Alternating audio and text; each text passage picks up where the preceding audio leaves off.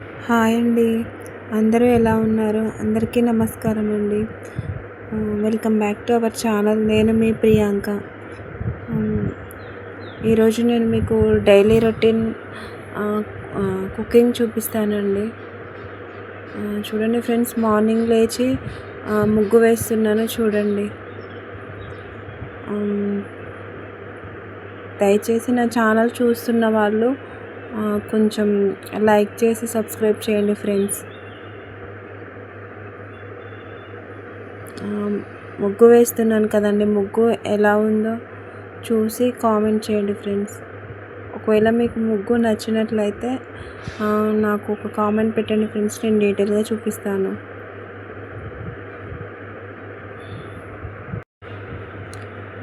And అలాగే నేను ముగ్గు బాగా వేసే వాళ్ళకి ఒక టిప్ చెప్తాను ఫ్రెండ్స్. టిప్ ఏంటంటే, ముగ్గు ఎక్కువ రోజులు రావాలంటే మనం తీసుకున్న దాంట్లో రైస్ ఫ్లోర్ పట్టించి కలపండి ఫ్రెండ్స్, చాలా రోజులు వస్తుంది. అంటే పెద్ద పెద్ద ముగ్గులు వేసే వాళ్ళు ఉంటారు కదండి, త్వరగా ముగ్గు అయిపోకుండా ఉండాలంటే మనం ఒక 2 కేజెస్ ముగ్గు తీసుకున్నాం అనుకోండి, ఒక 2 కేజెస్ రైస్ ఉంటుంది కదండి, పట్టించి అందులో కలిపితే చాలా అవుతుందండి ముగ్గు. అలానే ముగ్గు కూడా చాలా వైట్గా పడుతుందండి. చూడండి ఫ్రెండ్స్, నేను అలానే కలుపుతాను. నేను వేసే ముగ్గు అందుకే అంత వైట్గా కనపడుతుందండి. ఈ టిప్ ఫాలో అవ్వండి ఫ్రెండ్స్, ముగ్గు చాలా రోజులు వస్తుంది. అండ్ అలానే చూడడానికి కూడా చాలా బాగుంటుందండి. మళ్ళీ అలా కాకుండా మనకి ముగ్గుకి రైస్ ఫ్లోర్ వాడితే చాలా మంచిదండి. ఎందుకంటే చీమలు, అవి క్రిమి కీటకాలు అవి ముగ్గులో తింటే చాలా మంచిదండి. అందుకే మనం తులసమ్మ దగ్గర బియ్యపిండితో ముగ్గు వేయాలని అంటారు.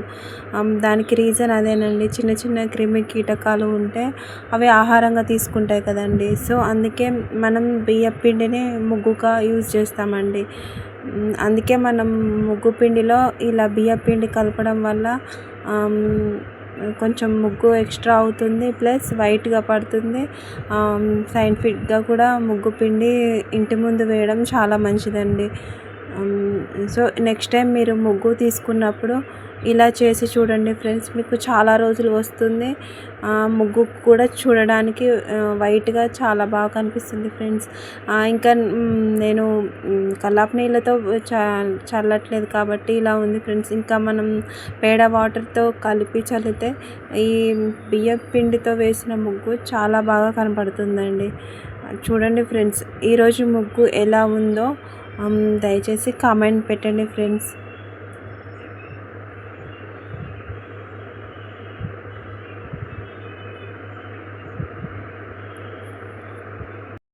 అలానే నా ఛానల్ని కొంచెం సబ్స్క్రైబ్ చేయండి. అవి నేను రోజు ముగ్గులో పెట్టే ఫ్లవర్స్ కూడా అన్నీ మన చెట్టువేనండి. చూడండి ఫ్రెండ్స్, ఇంటి ముందు అయిపోయిన తర్వాత నెక్స్ట్ తులసమ్మ దగ్గర కూడా ముగ్గు వేస్తున్నానండి. చూడండి ఫ్రెండ్స్, తులసమ్మ దగ్గర కూడా ముగ్గు ఎలా ఉందో చూసి కామెంట్ చేయండి ఫ్రెండ్స్.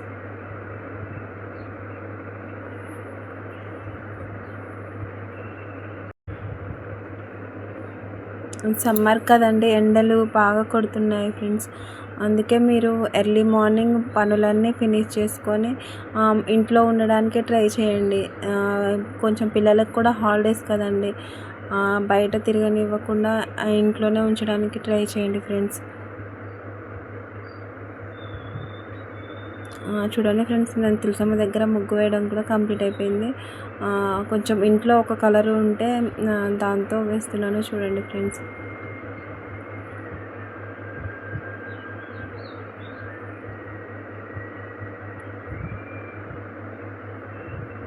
అలాగే తులసమ్మ దగ్గర కూడా ఫ్లవర్స్ పెడుతున్నానండి. నేను రోజు ఎలా డెకరేషన్ చేస్తున్నానో చూసి కామెంట్ చేయండి ఫ్రెండ్స్. తెలియని వాళ్ళు ఉంటే కొంచెం చెప్పండి ఫ్రెండ్స్. ఓకే అండి, తులసమ్మ దగ్గర కూడా కంప్లీట్ అయిపోయిన తర్వాత నేను మీకు కుకింగ్ వీడియో చూపిస్తానండి. ఈరోజు నేను ఎండు చేపలతో మీకు టమాటో వేసి కర్రీ ఎలా చేయాలో చూపిస్తానండి. అది చాలా టేస్టీగా ఉంటుందండి. కావాలని ట్రై చేసి చూడండి ఫ్రెండ్స్.